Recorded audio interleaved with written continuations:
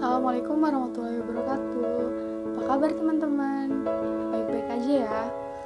Kenalin, aku Okta, mahasiswa bimbingan dan konseling dari Universitas Borneo Tarakan. Hari ini aku akan bagi-bagi info nih tentang psikoanalisa.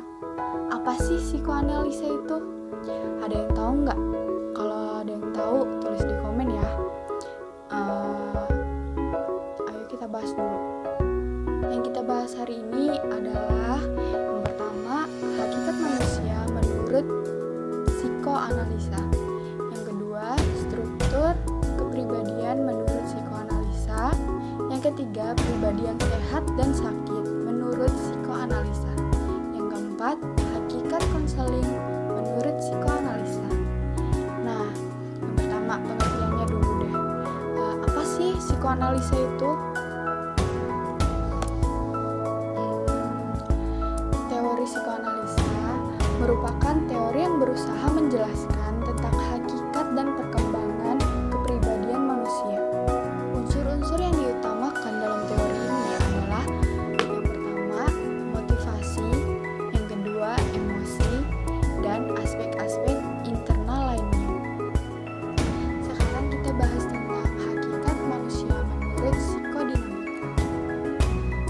Bicarakan tentang psikoanalisa itu tidak lepas dari seorang penggagasnya, yaitu Sigmund Freud. Ada beberapa poin penting hingga mampu melahirkan teori ini yang unik tentang manusia, yaitu satu, kesadaran dan ketidaksadaran. Yang kedua, struktur kepribadian. Yang ketiga, kecemasan. Yang keempat, mekanisme pertahanan diri. Yang kelima, tahap perkembangan psikoseksual. Kita bahas satu-satu ya. Alam sadar dan bawah sadar.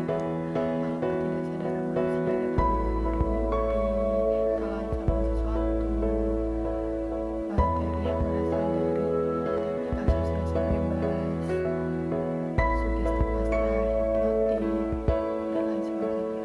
Sementara alam sadar adalah sesuatu yang disadari. Penginderaan langsung, ingatan, pemikiran, fantasi, dan perasaan yang dimiliki setiap orang. Struktur kepribadian. Struktur kepribadian ini ada id, ego, dan juga ego. Lalu kita bahas tentang kecemasan. Kecemasan ini ada tiga. Yang pertama, kecemasan realita, neurotik, dan moral. Yang kedua, realita. Kecemasan realita adalah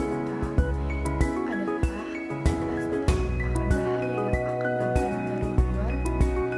Lalu yang kedua, ada kecemasan moral, adalah rasa takut terhadap hati nuraninya sendiri. Yang ketiga, ada kecemasan neurotik. Kecemasan ini adalah rasa takut kalau dari insting akan keluar jalur dan menyebabkan seseorang berbuat sesuatu yang dapat membuat dirinya terhukum. Lalu kita bahas tentang mekanisme pertahanan diri atau self defense. Yang pertama ada 10 mekanisme pertahanan diri. Tapi kita bahas di sini setengahnya dulu ya. Yang pertama, represi. Ini merupakan sarana pertahanan yang bisa mengusir pikiran serta perasaan yang menyakitkan dan mengancam keluar dari kesadaran. Dan yang kedua, denial. Cara mengacaukan apa yang ada di pikiran, dirasakan, atau dilihat seseorang dalam situasi traumatik. Yang ketiga, ada reaction formation. Ini adalah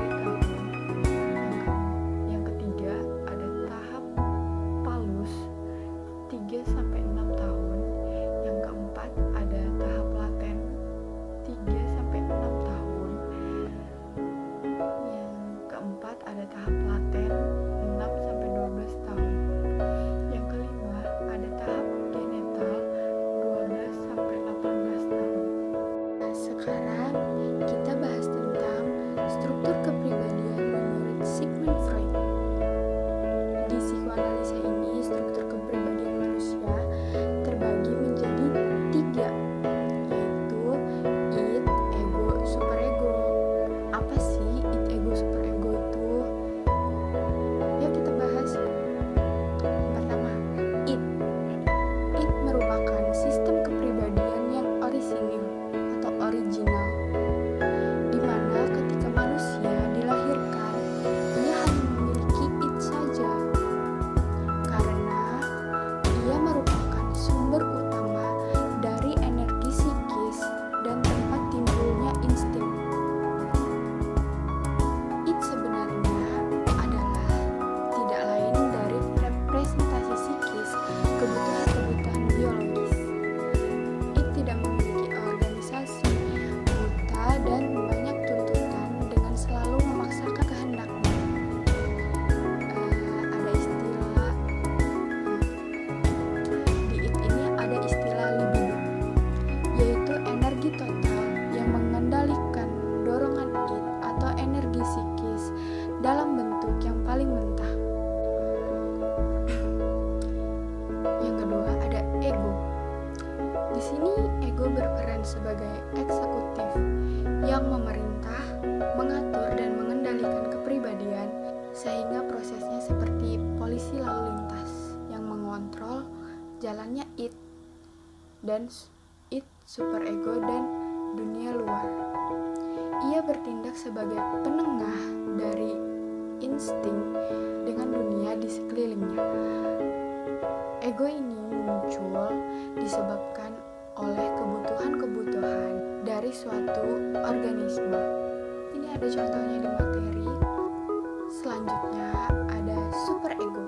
Superego yang memegang keadilan atau sebagai filter dari kedua sistem kepribadian, sehingga tahu benar dan salah, baik dan buruk, dan sebagainya. Di sini superego bertindak sebagai sesuatu yang ideal, yang sesuai dengan norma-norma moral di masyarakat. Selanjutnya, kita masuk ke materi pribadi yang sehat menurut psikoanalisa. Pribadi yang sehat menurut psikoanalisa adalah pribadi yang mampu menyelaraskan id, ego, dan superego. Yang kedua,